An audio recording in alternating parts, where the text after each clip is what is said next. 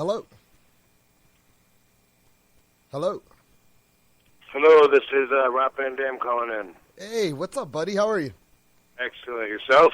I'm doing well, man. I'm super excited that you took the time out of your day to spend it with us. Right on. This is a podcast? Yes, it's a podcast for our we do it for our community. We support a lot of local music and community events.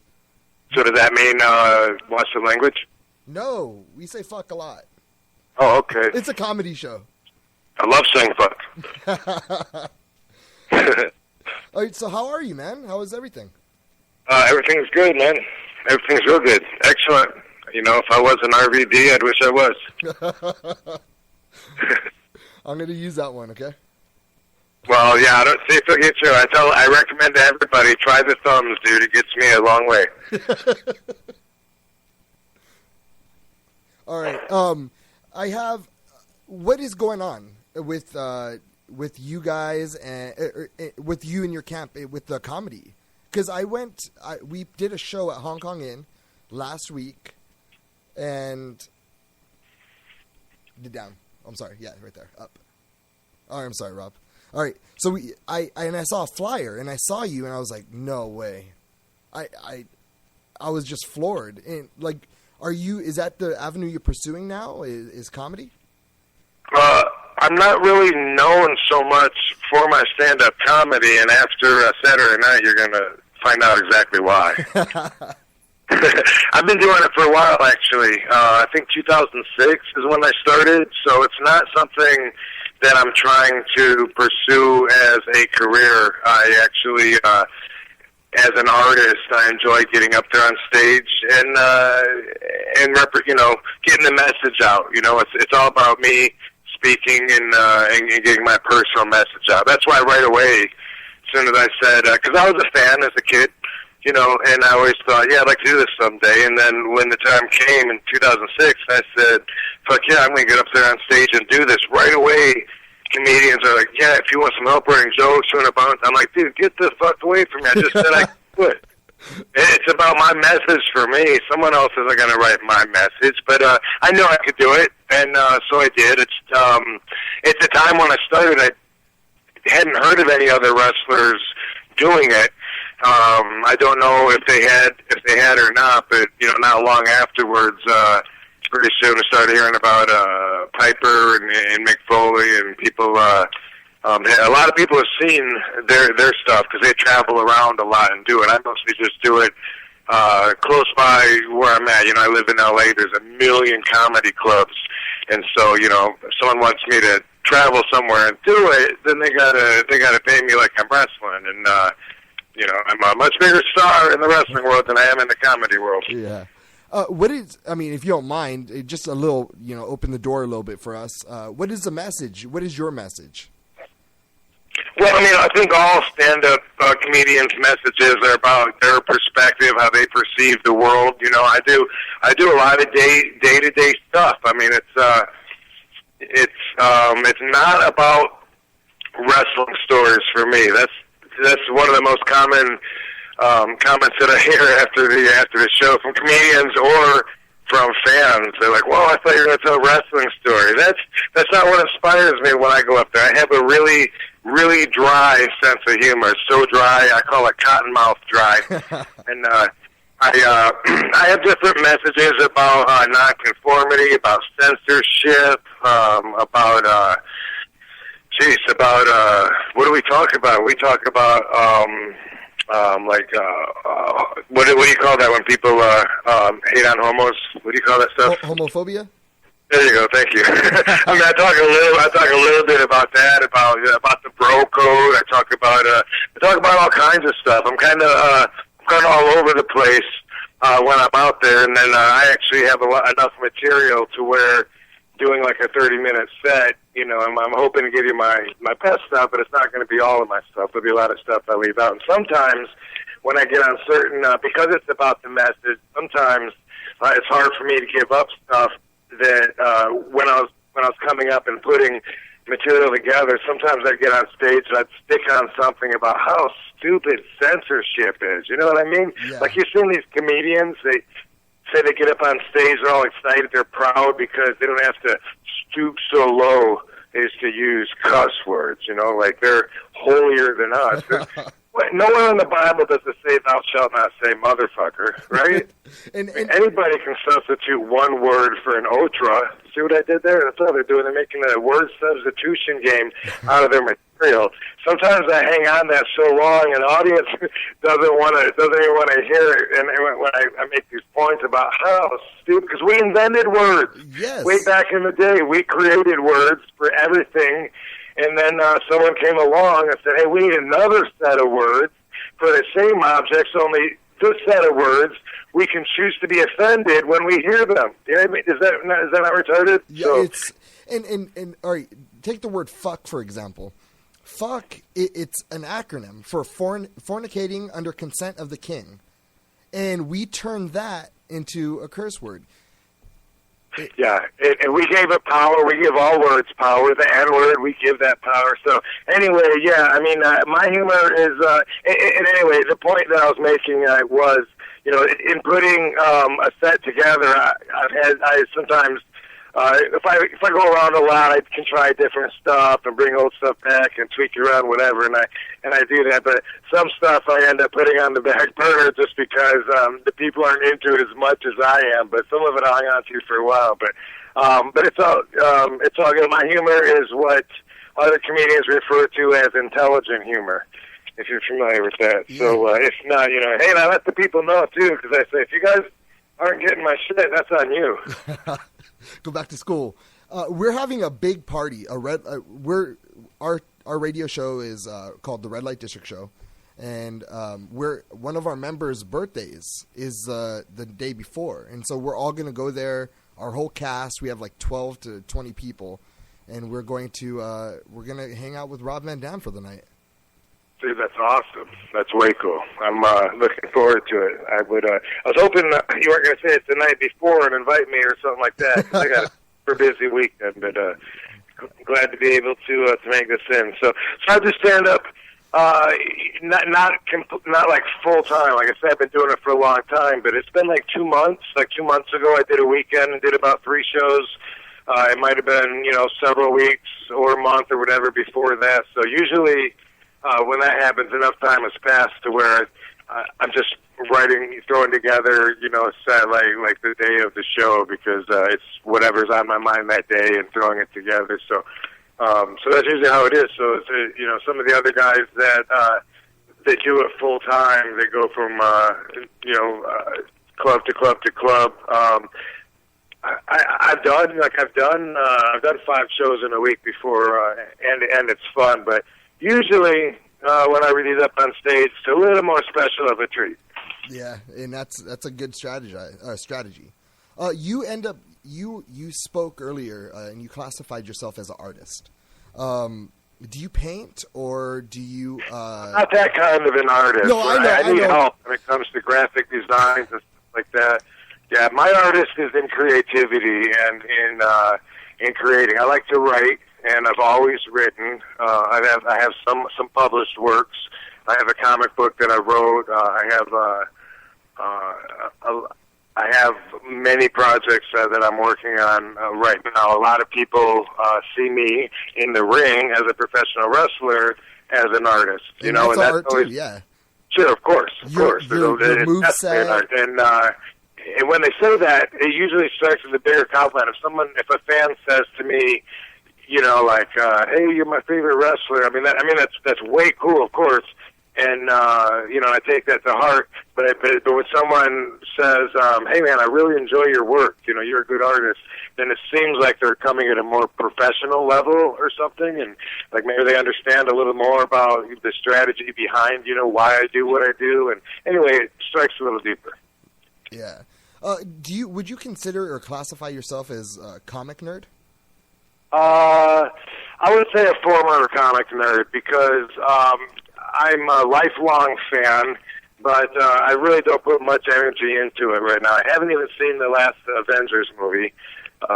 You know, I'm pretty much on the outskirts of, like I have the most ridiculous, I'm sure the most complete Ghost Rider memorabilia set on the planet, because I have everything that I know of that exists, every statue, every action figure, everything. And it's just something that, like, I've always collected. I have, a room full of this display cases and stuff up on my wall. And so, but I'm at a point where I'm like, okay, now what? Like, how much longer into my life do I still want to, put into this? But I don't know. I feel now like at this stage, some material stuff doesn't quite carry the same value as it used to me. Like, whereas if the house burnt down, I'd be able to handle it in a different way than I would, because I'm a spiritual person. I'm always growing, so I'm always looking back at a lesser me. Anyway, so a new Ghost Rider figure comes out, now I got to make the choice. Like, geez, dude,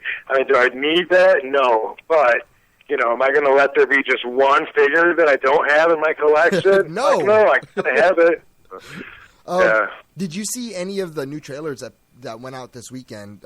Suicide Squad, Batman vs Superman, or No, I didn't see it. I grew up on Marvel, so the whole DC universe for me is a little. It's not. It's not as. I don't know as much about it. It's not as deep or as real. So that's usually got people who are on Marvel or DC, somewhere on both. I actually had a comic book store for a while. It only was open for like 3 years, and I think it closed like 8 years ago. But I still get asked like every day by people, "Dude, you still have your comic store?" So I guess there's a lot of nerds that like the novelty of it anyway. Even though they didn't shop there, or else it would still be open. The Apocalypse trailer came out as well, and that's the one thing like I've always just wanted to see on a big screen. Growing up reading the comic books, and if you get a chance, you should really check it out. Well, I guess I am a comic nerd, because now this conversation is bringing up the point that I'm pretty upset to learn that Deadpool is not going to have schizophrenia. How's that happen? That's what I don't get either. Yeah, I don't. It I sort don't of takes away from me. The whole reason that he's such a funny adult read is because he's fucking crazy and he's got this inner dialogue all the time, and it's very entertaining. I don't see how they're going to take that away, or why. I don't know. Whatever. Make money. You said you're spiritual. How do you yourself practice that? Is it just through living, or do you do special, like, different meditations throughout the day, or? Several ways, but it all has to come from a perspective of life, and my perspective of life changed in a spiritual way a long time ago. I'd say like when, I think it was around 2006-ish, maybe a little before that, when I was getting ready to leave WWE on my biggest run there, and I wanted out. My deal was coming up. I was burnt out. I wanted to go on this spiritual journey. Other things were important, and I read this book called The Celestine Prophecy. Have you heard of it? No. Well, people that have read it, most of us that I talk to anyway, like, it kind of changed their lives. It's a fiction book, but it's based on nonfiction principles that those of us who are like-minded can relate to, on energy and on how the exchange of energy is basically the foundation of everything. Every conflict is caused from a struggle for energy, and it talks about 9 insights towards spiritual ascension, and it's just a really gripping book, or it was for me. It totally changed the way that I saw life, because I always thought that I was just really gifted, and I didn't know, but I thought that I just had a guardian angel on my shoulder throughout my whole life. I mean, I was just a kid that grew up in Battle Creek, Michigan. I didn't even know anybody that knew anybody famous. You know what I mean? Yeah. I watched movies on TV. I watched pro wrestling. What is that kid doing, now being as a big superstar? I got a Rob Van Dam action figure room right beside Ghost Rider. But thing is, everything has always worked out for me, and I've always been told I'm laid back, I'm positive. Some of it is my actual default. That's just the way that I am and always have been mellow tone, not emotional pretty much as a kid. But then through martial arts, I learned how to really hone that, how to capitalize, utilize, and how to grow that. And as an adult, after I read that book, I read some other ones. The Secret was very influential to me.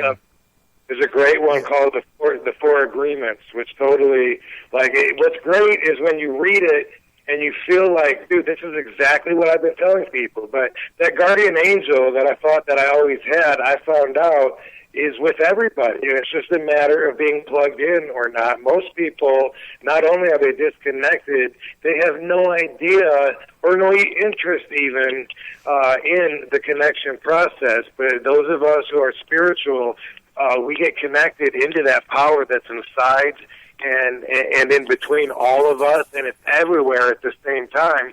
And it's it's the biggest ride of your life. It really is. And so I've been on that, living in the magic of life, as we like to say, and I grow that relationship with that guardian angel, or whatever you want to call that higher presence that takes care of me. All right, so I like to call it the universe as well. I'm connected to the universe. And everybody that knows me will tell you that. Like all day long, when I call people, they say, oh, my God, I swear I was just talking about you in the phone ring. I say, I know. That's what I do. All right, when you say the guardian angel, because I grew up Catholic, and then I sort of, when I got older, I sort of opened my eyes to it, and I realized that's not for me. It's for other people, and I don't really believe in it. And then I started this spiritual journey after I read The Secret. And my whole life, I was talking internally to someone. And and it wasn't God. Do you experience that same, conversation with maybe the universe or whoever, using your words, the guardian angel?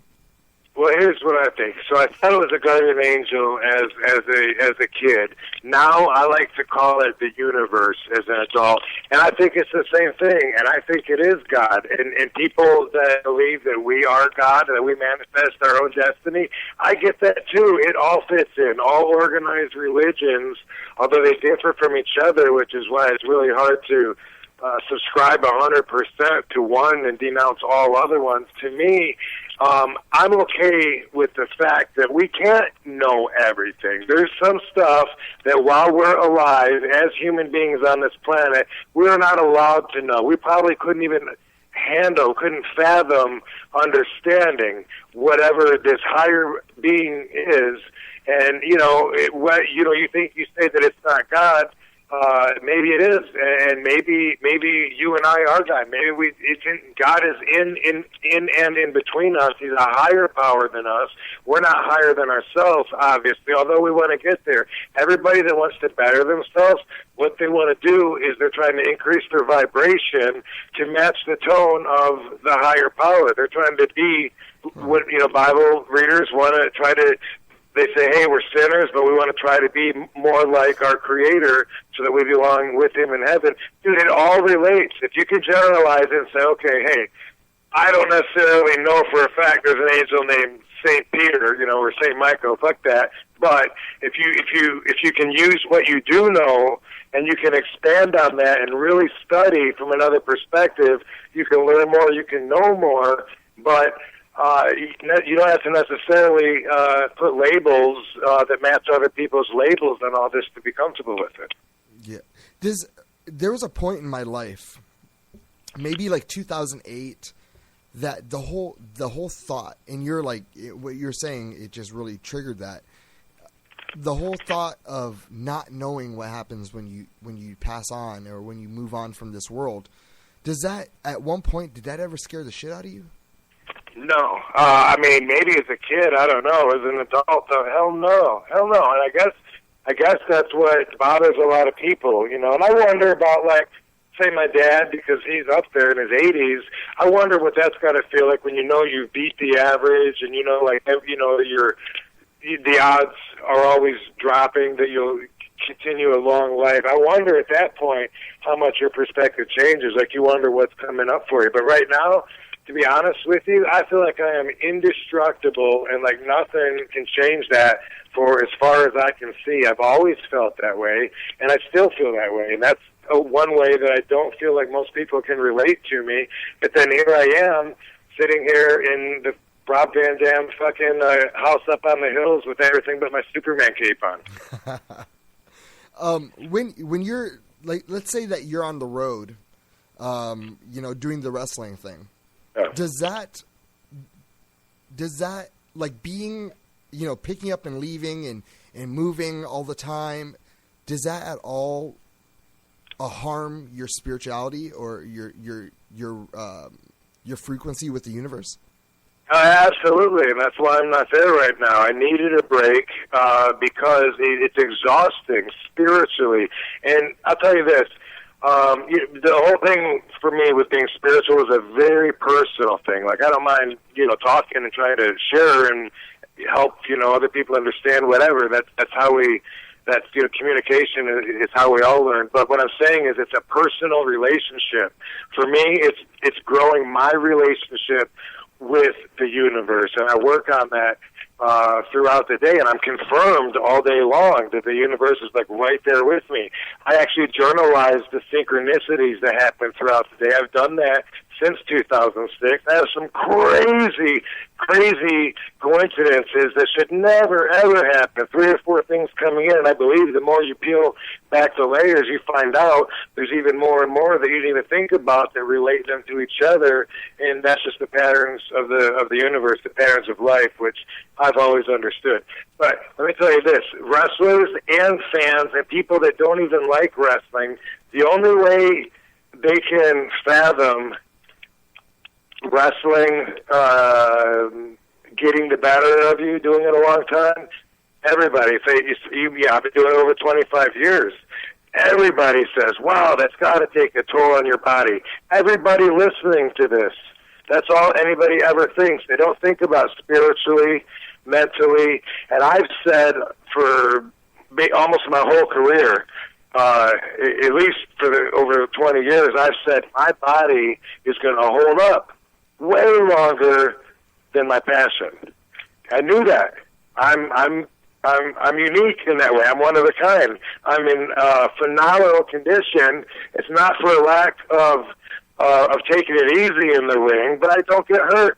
I've had one surgery, which when it comes down to it, it really was injured for 4 years before my ACL finally snapped on me. And I had one little hairline fracture in my ankle. Pretty much everything else has been written in, and all the other wrestlers know, like, I'm one of the guys that doesn't get hurt, so it actually bothers me when they carry me on a stretcher and write that in, because that's, but anyway, my body feels great. I'm 44 years old. I can do everything when I was 24 years old, and I wouldn't trade 44 for 24. That's the one thing that I don't think very many people can relate to at all, because I don't know. I don't know if it's their body, if it's their spirit, or for whatever reason they feel like they've lost a lot that they want to get back. I really don't feel like that, and I feel like I'm always gaining more, and I'm always excited about the future. I did need a break from being on the road all the time. When you're with WWE and you're on the top and you don't get injured, you're traveling 300-plus days a year, and, after so long, I didn't want to be there anymore. And when I go back now and do my runs, because I have like an open door there, everyone else there wants it more than me. So that's very effective on the spirit, because they want it so bad. And I'm counting the days. I can't wait to get out of there and come back home. But it's not, the body feels great. And so, that's just like you said, it becomes hard because when you're not motivated, any negative energies brings your spiritual frequency down. Whether it's whether you're thinking about, I don't feel good. You can't feel bad and think good, and you can't feel good and think bad. They're connected. They're totally connected. And, any negative energies, whether you're depressed, whether you're anxious, you're nervous, whether you're tired, you're sick, whether, you're exhausted, you're burnout, you're pissed off, you're whatever. Any of those energies, if you're feeling them, then you're vibrating at a lower frequency. There's absolutely no exceptions that I know to it. I know that you're a big marijuana advocate. Yes. Do you think that had anything to do with the longevity of your body? Based on the facts that I've read, marijuana helps your body heal at night. So that's why they prescribe it to the bodybuilders to help them build their muscle mass. I was just curious on your thoughts on that. It's possible, I would love to do a study, and I actually have a project related coming up where maybe we'll get some information. But I would put the longevity of my career, I would put cannabis use down below, first off, genetics, second, conditioning, and then maybe it's been cannabis use. I don't know firsthand that I've ever got the anti-inflammatory effects that some athletes claim that they get from it, but I can name 1,000 other benefits for sure.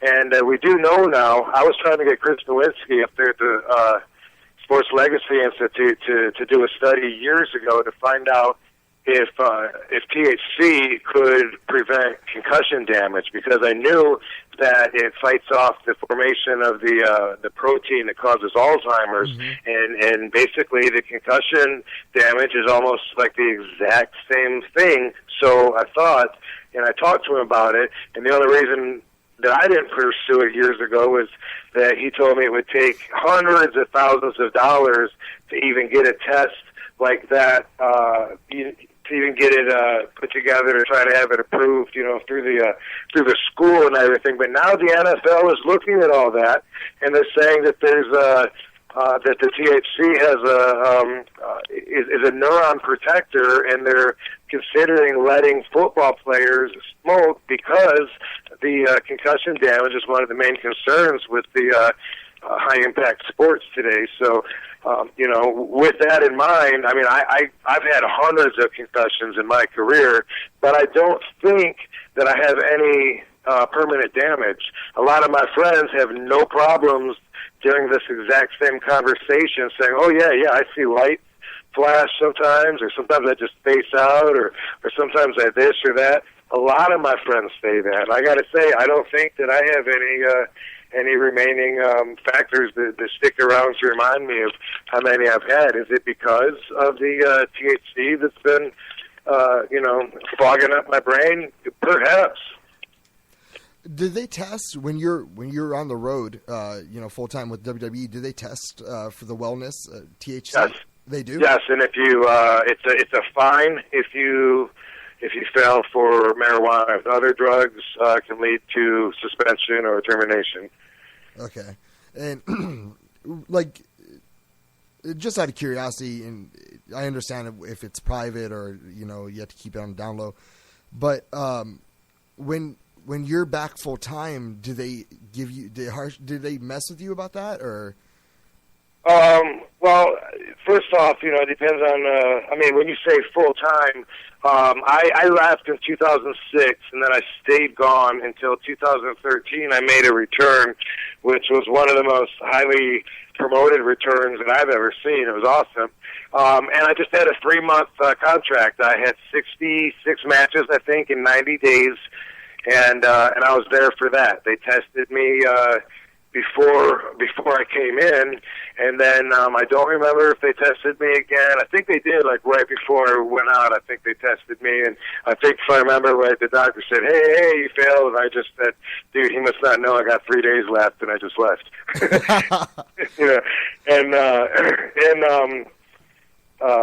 No, actually, that was about the first test. when he was trying to tell you. By the time I was leaving, the doctor was still trying to get with me for failing the test before I started. That's what that was. Yeah. But I actually stopped. I took 4 months off in 2013 for just, why the hell not? It seemed like a good reason, and I had, in my entire adult life, this was like the biggest break, and I noticed only two things when I took it. The only two things I noticed: one, marijuana suppresses dreams, which I didn't know. But when I took the time off, every time I'd fall asleep, I was dreaming vividly, and I didn't even realize I'd been missing out on that until I took the time off. And the other thing was, off of it, I didn't get overwhelmed with having a lot of stuff on my plate. When you're, at least for me, when using, the overwhelming factor comes on quick. Like you can say, hey, so-and-so called, and then someone else will say, turn the channel. What? Oh, my God, hold on, everyone's talking to me. What? It didn't, yeah. But I can honestly say, that in as much time as cannabis and I have been friends, I've never, ever, ever thought that I was addicted to it. Yeah, I feel the same way. I was in the military for 12 years, and I ended up leaving because I had a child, and it was just hard for me to sleep at night. And I had so many injuries. I had my T5 and T6 herniated, and ACL, MCL torn, and I just haven't, or ripped, and I just haven't got in to do the surgery. And it really put me in a different place. And I started smoking a little later in life, when I was 30. I'm 33 now. So I've been, actively in the past 3 years. But I feel more calm. I feel more spiritual, more connected. I mean, it might be bullshit, but it helps me to drown out the things that don't really matter and to really focus on the things that do. Like, it's easier for me. Like, I get less agitated. I think it's a great drug. And my father, he beat cancer due to marijuana and some light radiation and liver cancer. And they told us, it was in last October. They said, your dad has a 60% chance in not making it past this year, and it's 100% cured. Wow! Congratulations. It was a big weight off the shoulders. Yeah. Congratulations. Yeah. Well, hey, listen. The cat is out of the bag. I can talk about marijuana forever. I know a lot more than most people. Just yesterday, Texas voted to put it through and become the 5th legal state that we have that treats it like alcohol in our country. That's incredible. Most people thought Texas would be the last in the country. It's not suspected to make it all the way through to the finish line, but they actually have a measure on there that they put through that people voted on to get on there. And it may. I mean, maybe. I read that it's not suspected to make it all the way before it gets kiboshed, but I bet you there'll be a lot more people than they expect to get support behind this. Anyway, my point, we have today 23 states with medicinal marijuana programs. We have 24 states where it's decriminalized. We have 4 states, plus the District of Columbia, both on medicinal and recreational pot, where it's treated like alcohol. And in the next 2 years, we're going to have probably at least 12, maybe 15 states where it's treated like alcohol. The medicinal number will by that time have surpassed the required 38 states needed for a federal change. So we're on our way. The cat's out of the bag. People always like to say, Rob, when are they going to realize there's so much money to be made from the taxes? Well, okay, I mean, I say that like it's a stupid thing. It's not a stupid thing to say, but what you're not taking into consideration is the reason marijuana is prohibited in the first place is so that the evil 1%ers can get richer. That's what prohibition is about. So although the taxes will make some money, look at who's going to lose money, and these are the rulers of the world: alcohol and tobacco. Pharmaceuticals, marijuana can replace up to 80% of that. Fuel, fuel's a big one. Henry Ford wanted us to be able to use the hemp seed oil to self-supply back in the 40s. Rockefeller didn't want anything to do with that. Prison systems, a big money-making business, locking people up and getting paid for how full your prisons are. If you quit arresting people because all of a sudden you make marijuana legal instead of illegal, think about what the prisons are going to do. And all these, and that's before you even go on to the material uses. There's over, 25,000 uses for, not just hemp blankets. Jack Harrer was a friend of mine, and he used to tell me everything. You can make 80% of everything, not just wood, but the lacquer, the paint that goes on top of the wood, plastics, like everything. It's a very versatile plant. It's a miraculous plant, and when it comes to medicinal value, although the federal government has it since Richard Nixon in 1970 listed as a Schedule I controlled substance, still today, that's what needs to change. The feds say, no, it's not medicinal. Along with heroin and acid, it's a Schedule I. More dangerous than Schedule II drugs, which is where you find cocaine and meth. Yeah. So that's how screwed up the federal system is. And the DEA's job is to protect that, not to take in new information, to protect those old-ass Richard Nixon guidelines. And they know, even the feds know, obviously, that it's medicinal because, one, they give it to some people, like Irving Rosenfeld, who there was a program like in the 90s where the feds were going to try and use marijuana, so they still give it to people from that group. And also, they made a synthetic pill called Marinol. It's synthetic THC, 100% THC, because they can sell that for, 1,000% markup. But at the same time, if you have a weed in your yard, they have the right to sell your house and shoot you in the face. Assholes. Yeah. So that's what it's about. The more people, a lot of people say, why do you care so much? Because I'm passionate about it. Why do you care so much about, about the, legalizing weed? This is one of those areas where the more you learn about marijuana prohibition, the more you will learn how our world is run. Exactly. And that's great that you do that, informing the people, and you're very influential to people. And, we need more people like that who really are that want to educate us and that are in influential places and try to open the eyes of the masses. And that's, I really tip my hat to you, sir. Hey, I just, I don't tell anybody be like me or follow me because whatever, you know what I mean? I don't mind sharing my thoughts, you know what I mean? And I think everybody should decide for themselves. Okay, I have 3 more questions before I let you go. All right, cool. One of them is a wrestling question.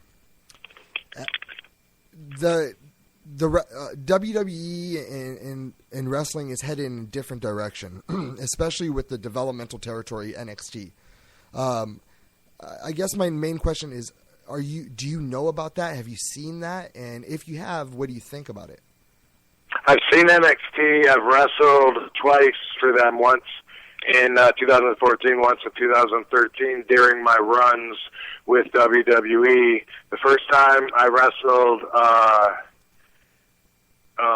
he was like one of the handlebar mustache tag team. Oh, Vlad Villains. Yeah, he was one of them. I wrestled one of those guys, and then the next time I wrestled the kid that does all the flips. I know him as Pac, but what do they call him now? The kid that does all the flips, he does the gainer and a half, and shit. Are you talking about what's his name? He's from Europe. Yeah, I know him from Europe. I wrestled over there too, but I wrestled him at NXT last year, and a lot of people miss that. So I get people on Twitter a lot of times hit me and say that's their dream match they'd like to see because I guess they don't realize that it actually happened. But that kid's awesome though, so the stuff that he does is amazing. So a lot of people were saying that he's like a new age RVD or something like that. And I mean, honestly, it's amazing to think that I could have captured people's imagination the way he does, because he seems to do stuff that's just like unreal, that nobody would try without water underneath them. So it's amazing to me that I could have affected people with that same vibe. Also, they have, maybe you know him as Prince Devitt. His name's Finn Balor. I don't know who that is. Okay, he's if you get a chance, he was pretty big and over in Japan, and they brought him over here. Finn Balor. He's gonna actually be on our show in the next couple weeks. He's Finn Balor. Yeah, no, I know the name. I think I probably know him. I just can't think what he looks like, but I don't know Prince. Whatever you said. Prince Devitt. He's just. I was in a real like creative slump. Like, I'm an artist. This is my art. Like the radio and being a comic, a comedian, and doing what we do in our studio and for a radio show. And I was just okay with being mediocre for a while. And there's something about him. My son was watching it, and I was like, oh my goodness, something about him just made me. And then just I started drawing again. I started painting, and it just got I started writing. It just got my creative juices flowing. Did this guy wrestle for Lucha Underground? I don't know. Sometimes he comes out and his body is all spray painted. Okay. Yeah, I'm not sure, but that's cool though. Check I'm glad that you're inspired. All right, 2 more questions. Who's your best friend in the business? Sabu and Booker T. You still kick it with Sabu? Oh yeah. I mean, best friend for us might mean 2-3 months might go by between talking to each other, and maybe a year might go by in between seeing each other. But that's just the stage of life that we're at. You know what I mean? Definitely. Yeah. I just wrapped my last 2 matches were June 5th and June 7th. I wrestled Steiner on the 7th, and it was this huge thing. Goldberg came in, and anyway, Flair, Bret Hart, a bunch of guys. There was this big Legends thing in New York, and anyway, on the 5th in Pennsylvania, I wrestled Sabu just last month. Awesome, that's fucking cool, dude. Yeah, I mean, it was like it's like just like I was telling you about me. I mean, he doesn't. I don't know that he feels as good as me. I don't know, but you sure couldn't tell. I couldn't tell in the ring. Like, I didn't hold back. He's like telling me he needs shoulder surgery, but he's springboarding from the top rope, doing a Hurricane Rana on me off the top rope. Bam, triple jump moonsault. Like, he didn't seem to. He's only got one speed, and he trained me, and so that's a good quality I got from him. It was awesome, like seeing you guys, back in ECW days, going hard together, and the whole tag team thing. When I saw Sabu, I saw wrestling different. It wasn't, oh, I'm going to beat you up. You know what I mean? And I think that I was around high school, and that's what really, like my first goal was I wanted to be a wrestler when I was in high school.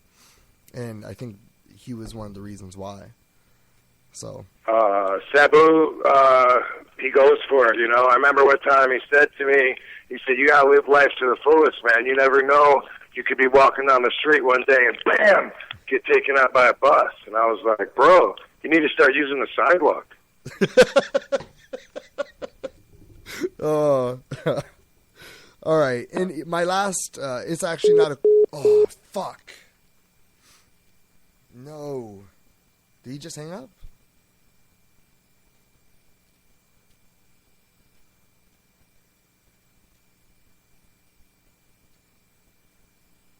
All right, hold on. I'm not sure if I should call him back. Call him back?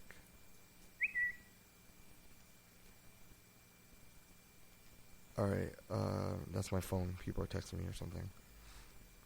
4, I don't know, 3, 2, I'm calling back. I don't give a fuck. Is it weird if I call?